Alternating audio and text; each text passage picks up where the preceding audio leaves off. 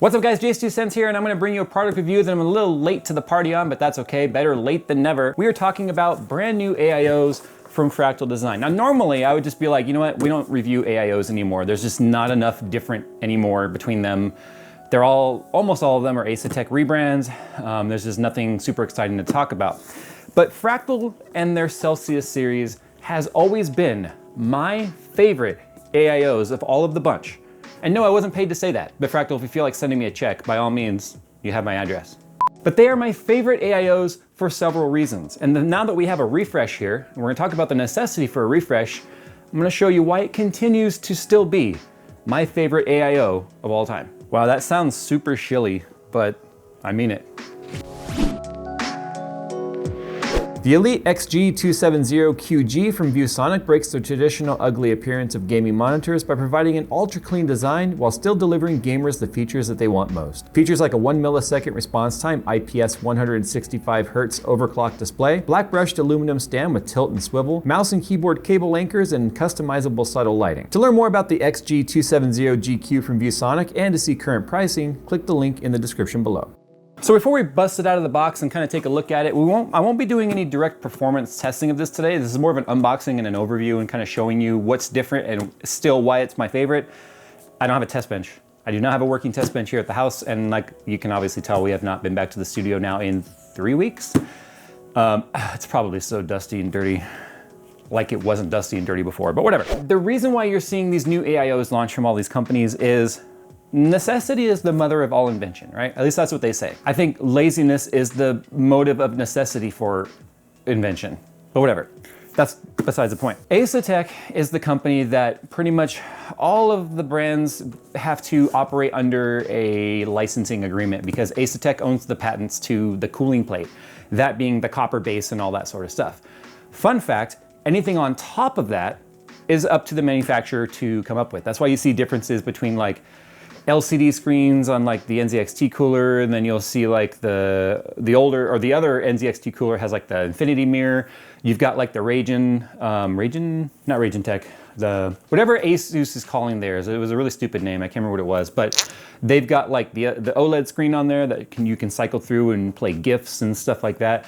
All the stuff on top of the pump or on top of the cooling plate is actually up to the manufacturer. So that's why you see a lot of different variants there. But then people will always be like, well, if they're all Asetek, why do they look different?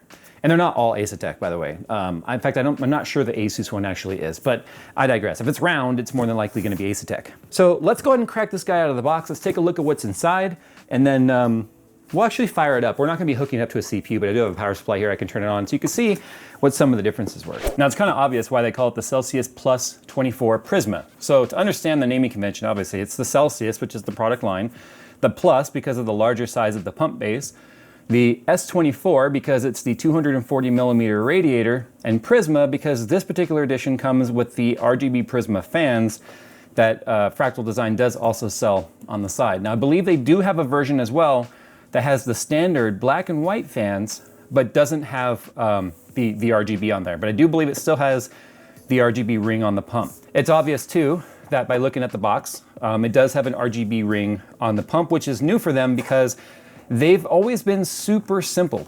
One of the reasons why I say that this is my favorite AIO of all time, and they do come in different sizes now, 3 different sizes, the 240, the 360, and a 280 now, which is 140 millimeters. Before they only had the 360 and the 240, but they've obviously expanded that a little bit. But one of the things I've always loved about Fractal is its super simplistic design in terms of the wiring. The wiring specifically, and we'll get to that. As you can see, you got a user guide here which shows you installation. You've got your 2 Prisma fans which do not come pre-connected. We've got our mounting plates which are obviously going to support all of your popular brands, AMD and Intel, all the different socket sizes basically from LGA 775 and up for Intel, including Extreme Series, and then you also are going to have your AMD AM socket.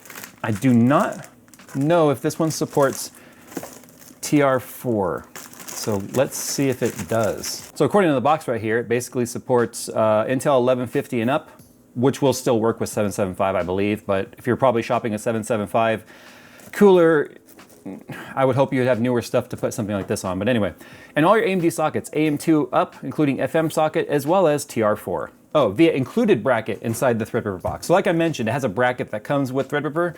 You would just put that on to this particular cooling plate. All right, so here's the cooler right here. It's kind of nice. One of the things that's different about this is instead of being a bit of a polished, soft plastic, it's like a rubberized texture now. So that's kind of neat. You've got your pre-applied thermal paste, so I'll be leaving the Intel bracket on as well as this cover. I don't want to mess up the thermal paste.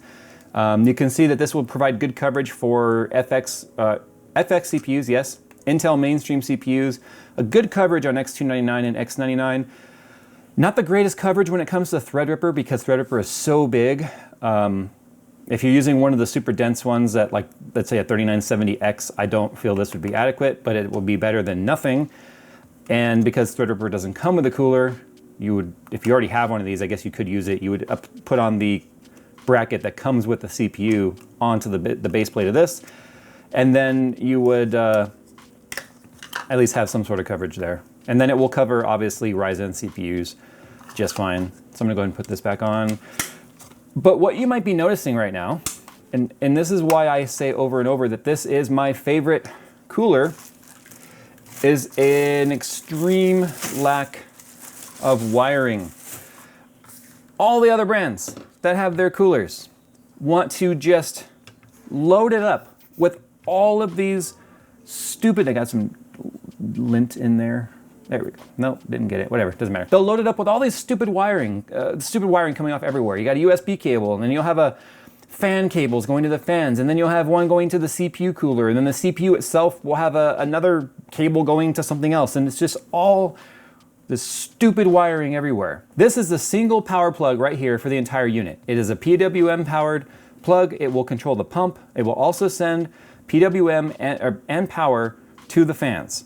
So it's extremely simple when it comes to the way that this works. You have one cable to plug in. But Jay, those are RGB fans. Right, like I mentioned earlier, it also has an RGB distribution plug right here. It is ARGB, so it's the 3-pin, which means that your fans, once you attach them, you've got a pigtail here for the RGB to daisy chain, and then you've got your power plug, which plugs into the radiator right there. They are rubberized, so you have some rubber pads that are, this one collected some lint, but some rubber pads that are sitting on the fan, so as they're sitting on the radiator, they're not going to be causing vibration to transfer, so it's going to stay nice and quiet. Now, if this were an S36, you would have 3 fans, obviously. Something else that they include is this little sticky kind of a cable channel right there that you can use for some wire management. Would have been nice maybe if they included some extra ones. Oh, there is 2. There's another one right there. So we've got 2 of those, which make it so you can have some nice clean cable management, and you could actually stick those to the side of the radiator, which would allow you to tuck your wires behind the backside where you can't see it. And then you've got your AM plus bracket right here, so AM2, 3, and 4. Then you've got all your mounting screws and washers for the fans and the radiator. Get your little AMD hold down pin right there. And then this is the Intel backplate for the backside of the motherboard for your Intels.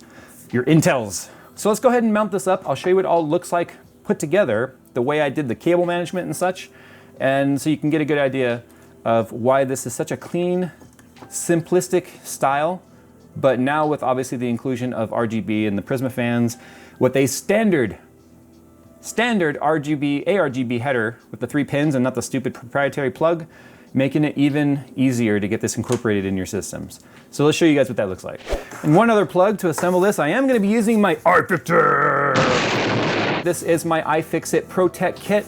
We are a huge fan of iFixit around here because of their right to repair movement. Do me a favor, head to the description of this video and click the link that goes to the iFixit website. Yes, it is an affiliate link, but it's not about sales. One thing a lot of people may not realize about iFixit is they are the #1 online source for teardown guides. So if you want to work on, popular laptops or phones or whatever, iFixit takes these products, they do complete teardown guides to show you where all the screws are, which bits to use, and everything, and that is free. So head on over there, and if you want to get a kit because they're freaking badass, then by all means do that. I also have an affiliate link for Amazon in the description below that you guys can see how much these kits cost. I think you'll be surprised at how inexpensive they are. And while you're sitting at home with nothing to do, why don't you tear something apart just for the heck of it? Just make sure you can put it back together again. And if you can't, they've got assembly guides.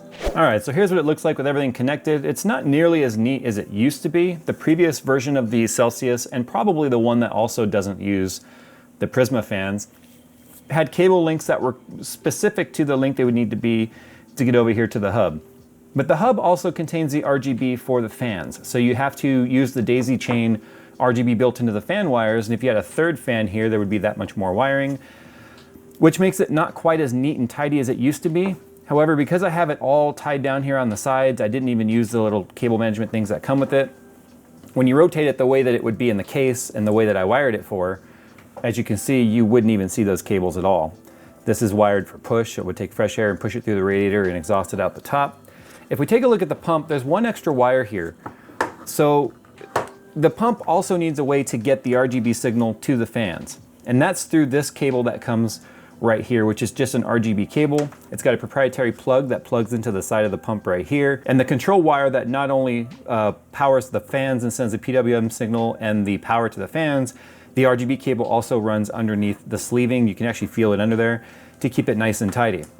What I would have liked to have seen, quite honestly, is if Fractal had a way to make the RGB fan and the power plug come out the same spot.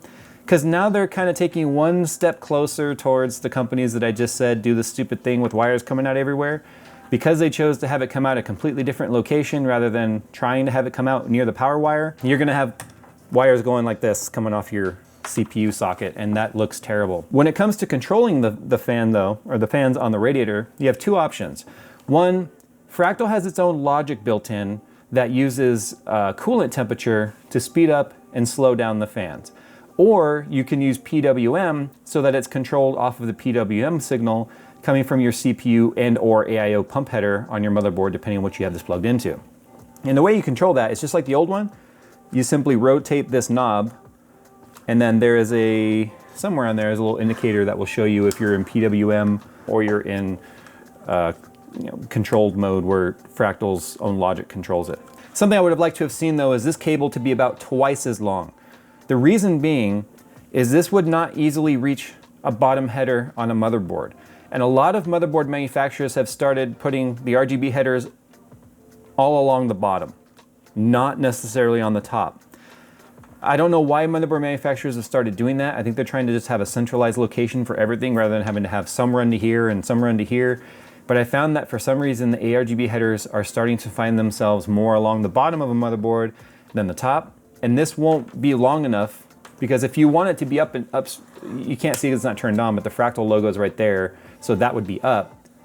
This would not make it up and around the back and down the motherboard back tray, or the motherboard tray on the back side, as you can see, it wouldn't be long enough. So this should have been twice as long to guarantee that it would reach wherever you needed it to. The other thing that kind of stinks too is that means that because they have the RGB header coming off the bottom, the power plug is coming off the side. I think it would have made more sense to have the RGB header come off the top. Even if the header was on the top, then you're not having to make this kind of a crazy loop around, and then have the power come off the bottom, because a lot of times you do have some CPU power on the bottom or on the side of the socket. Some manufacturers have started putting it there. Or if you took my first method, or my first suggestion of having them both come off the top, they would just run in parallel next to each other and look way more clean. So kind of a case in point, here it is plugged into the ARGB header on Nebula, which is the Asus X299 Rampage Omega. It's like their highest motherboard that they make when it comes to the Extreme platform.